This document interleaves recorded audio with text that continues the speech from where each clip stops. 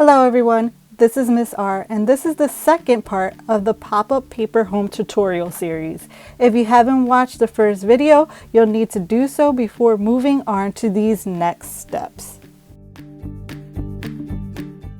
For this project you will need the 4 rooms that you drew, a pencil, a ruler or something with a straight edge, a glue stick, and a pair of scissors. Now I'm going to be using a series of pens that don't bleed through the paper to darken my lines, but if you don't have these types of pens, you can always use your own pencil or a black color pencil to darken up lines. It's just to make things pop. For color pencils or crayons. Now I'm not recommending marker because it could bleed through the paper if you're using thin paper like the one that I am. But if you're using multimedia paper, then you can use marker. Now set aside 3 of your rooms and you'll be working with one for right now. I'm using my living room one. You're going to fold it in half into a book and you're going to open it up again so that the spine is facing up and your folders are on the bottom. You're going to work on the right half of this paper, so make sure you're in the right box. This will serve as the front of your house, so you will draw the front of your house in this section and this section only. Add any details that you like. I'm going to skip and speed along this portion of the video as I'm just drawing and going to be adding color to the front of my house.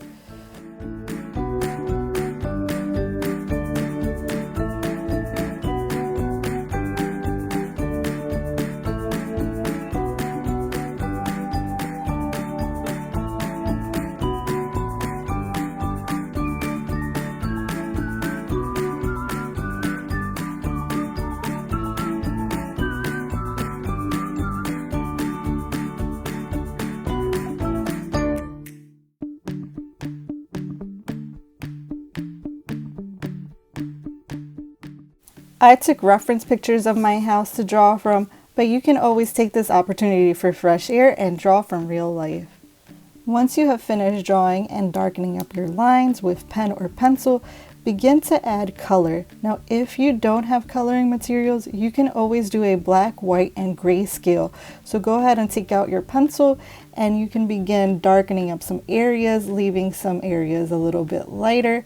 But you don't necessarily need coloring materials to add some definition and to add some contrast.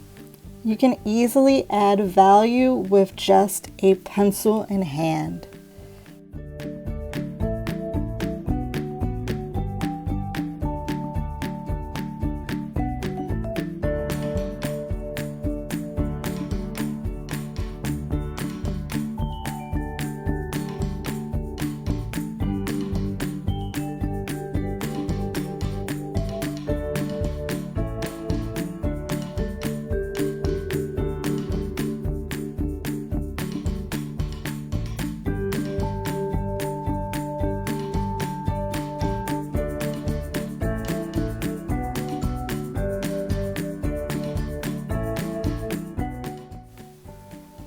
When you finish with the front of the house, you will work on the back of the house.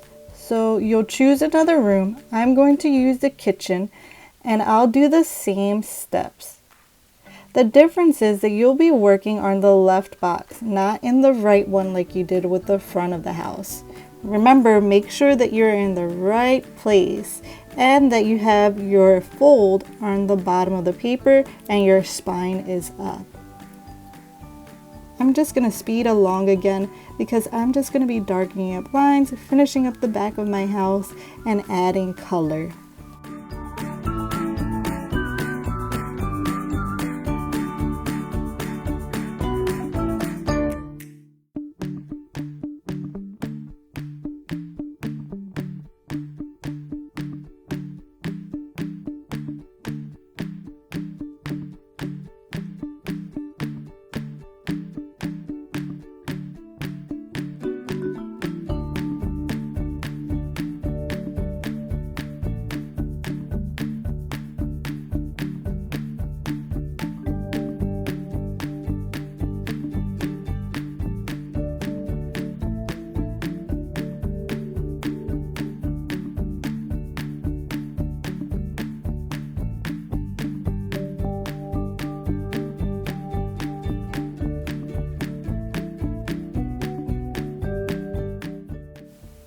Now that I have both the front and the back of my house, I'm going to begin to add color to my rooms.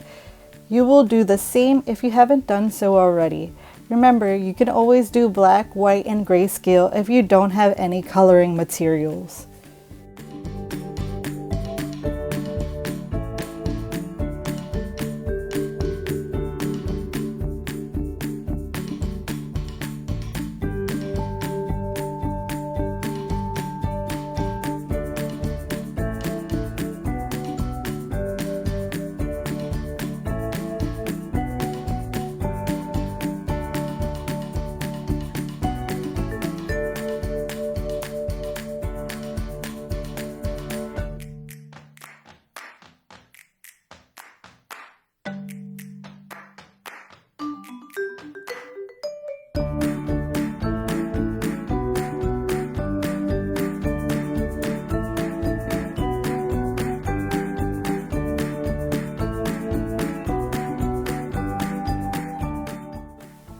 With all rooms ready, we can start to begin assembling the house.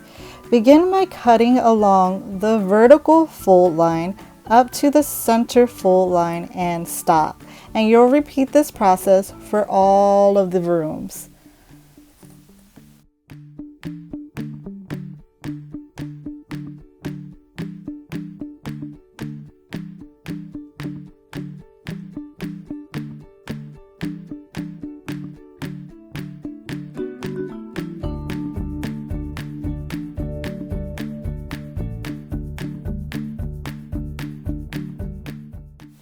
Once the slits are cut for all of the rooms, you will add glue to the bottom left box.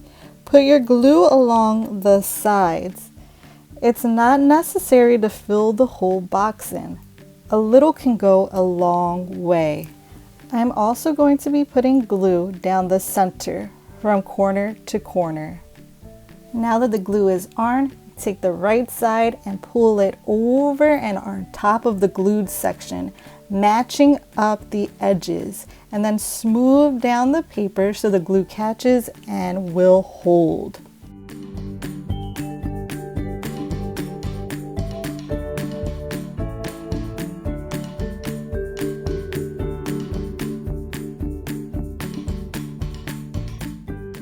With your floor now glued down, you will close the room like a book again, and you'll see that the bottom of the room will naturally fold up.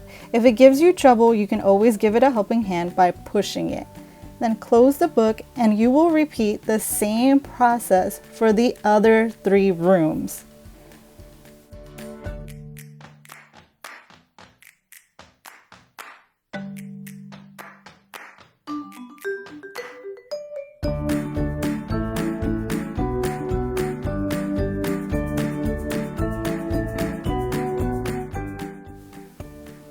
Now, when you're gluing down the rest of your rooms, if you notice there's any extra hanging paper, you could always start to cut that extra off once you've glued down the flooring, because you'll be able to see where you need to cut. But be careful, you don't want to cut too much off.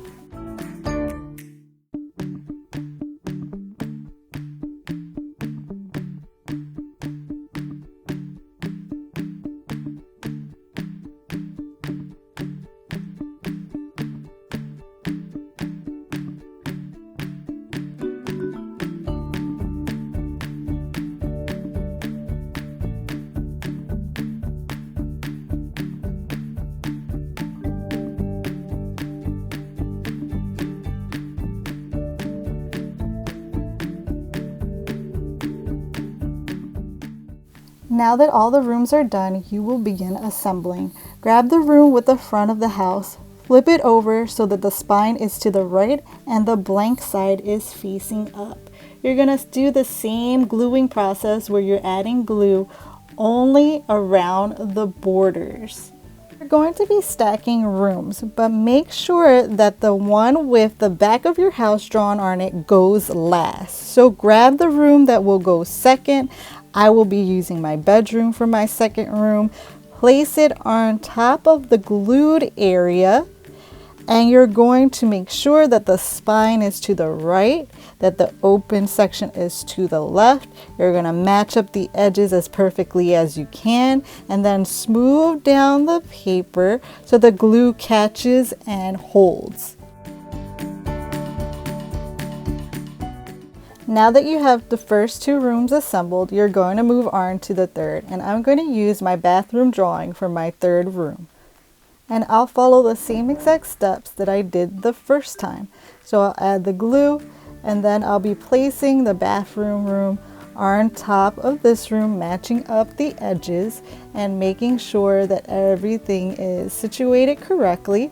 And I'll smooth down the paper so that the glue catches and holds.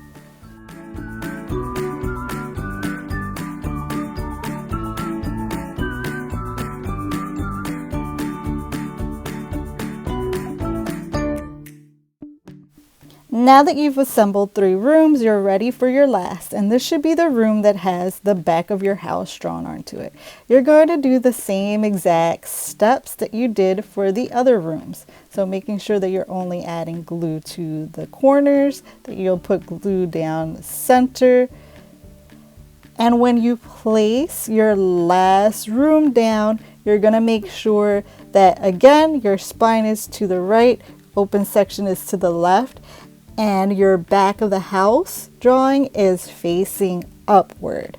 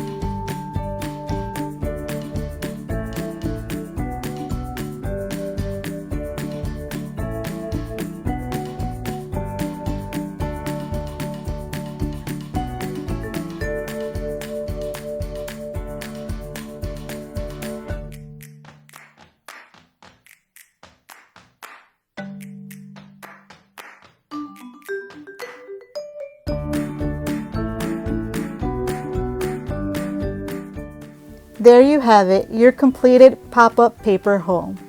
Now there are 2 ways you could submit this project. You could take several pictures of it showing off the different angles and its assembly, or you can take a video of it.